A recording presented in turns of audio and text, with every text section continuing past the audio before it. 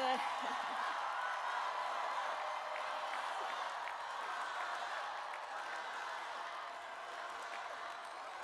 Good afternoon, everyone. Good afternoon.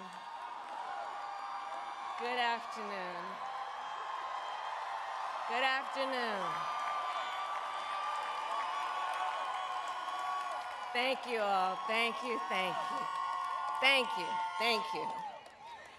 So let me say, and I love you back. And I love you back. So let me say, my heart is full today.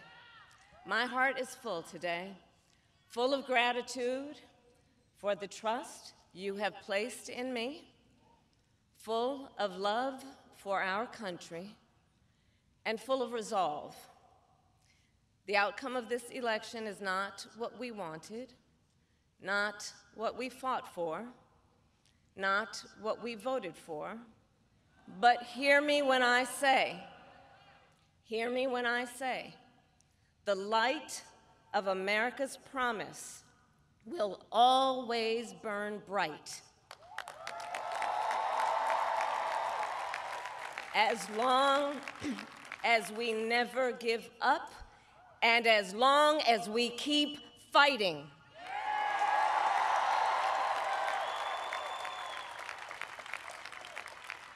To my beloved Doug and our family, I love you so very much. To President Biden and Dr. Biden, thank you for your faith and support.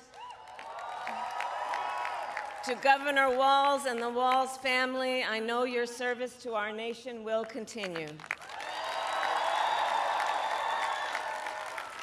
And to my extraordinary team, to the volunteers who gave so much of themselves,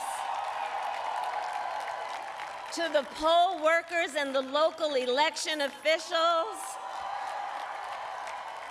I thank you all. Look, I am so proud of the race we ran, and the way we ran it, Over the 107 days of this campaign, we have been intentional about building community and building coalitions, bringing people together from every walk of life and background, united by love of country with enthusiasm and joy in our fight for America's future.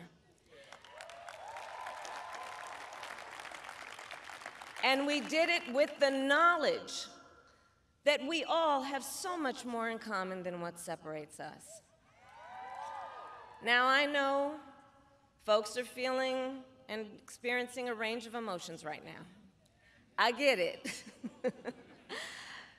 But we must accept the results of this election. Earlier today, I spoke with President-elect Trump and congratulated him on his victory.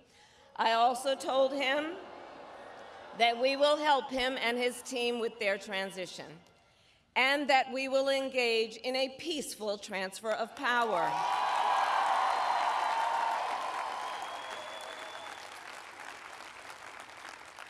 A fundamental principle of American democracy is that when we lose an election, we accept the results.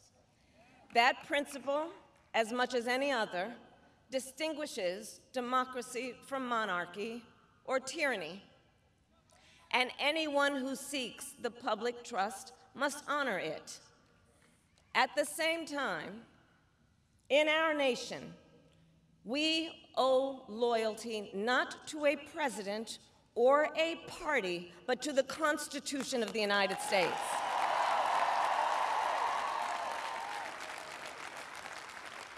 And loyalty to our conscience and to our God.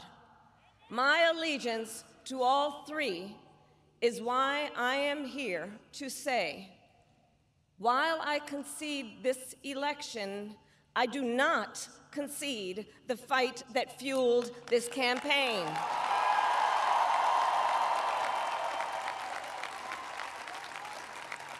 The fight for freedom, for opportunity, for fairness, and the dignity of all people, a fight for the ideals at the heart of our nation, the ideals that reflect America at our best.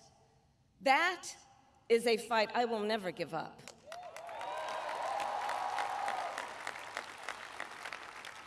I will never give up the fight for a future where Americans can pursue their dreams, ambitions, and aspirations, where the women of America have the freedom to make decisions about their own body and not have their government telling them what to do. We will never give up the fight to protect our schools and our streets from gun violence.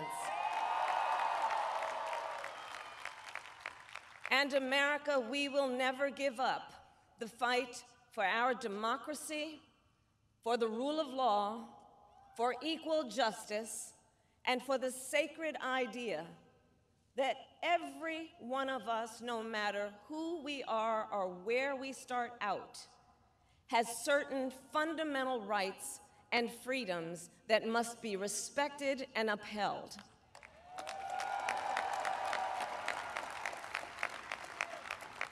And we will continue to wage this fight in the voting booth, in the courts, and in the public square. And we will also wage it in quieter ways, in how we live our lives, by treating one another with kindness and respect, by looking in the face of a stranger and seeing a neighbor, by always using our strength to lift people up, to fight for the dignity that all people deserve.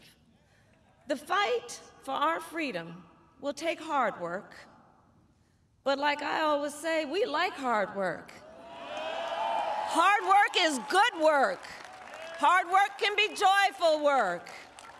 And the fight for our country is always worth it. It is always worth it.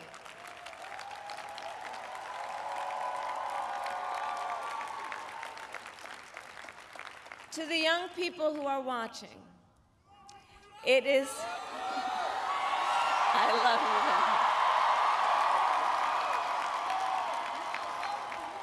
you. To the young people who are watching, it is okay to feel sad and disappointed, but please know it's going to be okay.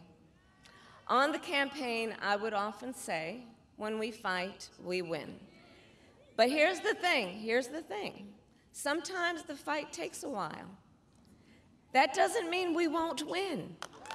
That doesn't mean we won't win. The important thing is don't ever give up. Don't ever give up. Don't ever stop trying to make the world a better place. You have power. You have power.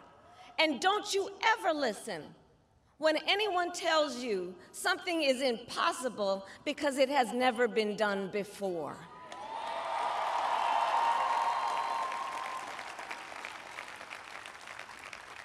You have the capacity to do extraordinary good in the world.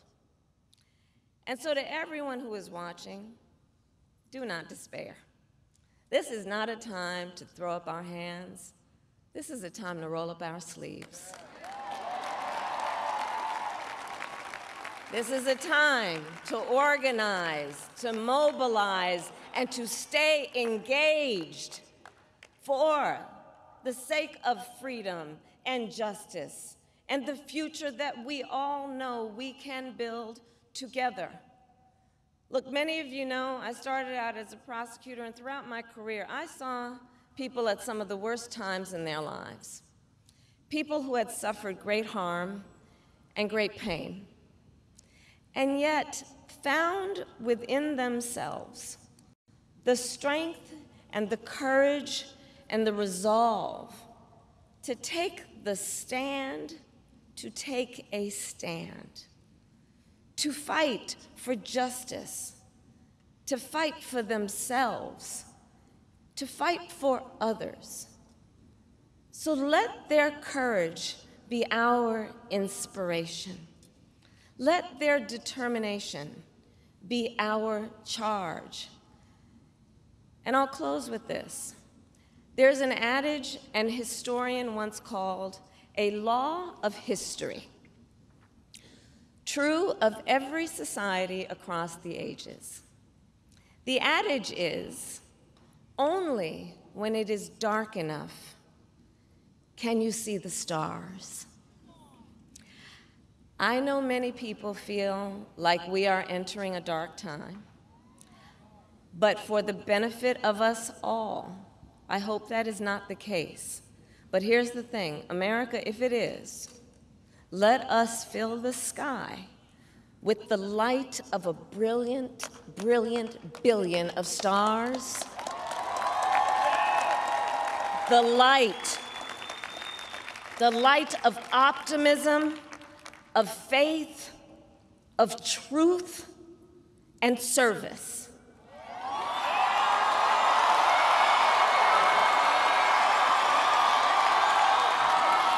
HU.